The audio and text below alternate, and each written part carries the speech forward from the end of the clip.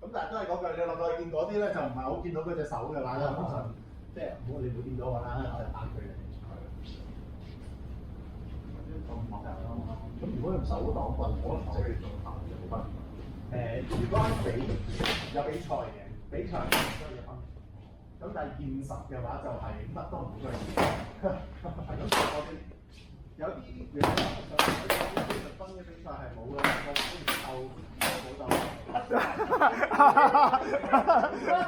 喺度換手，張膠紙，公兒喺度換手，佢冧咗啊！我都唔揸。有硬直狀態幾秒。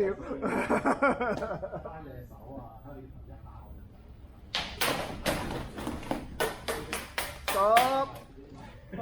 就就喺一齊嘅呢種狀況。咁頭先如果計分嘅話，就撲完頭嗰個就攞3分嘅。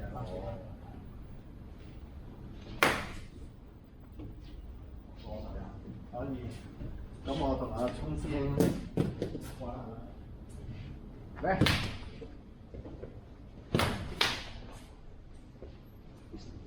手型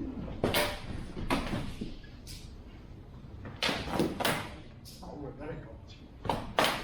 你隻自己手先可以噴啊！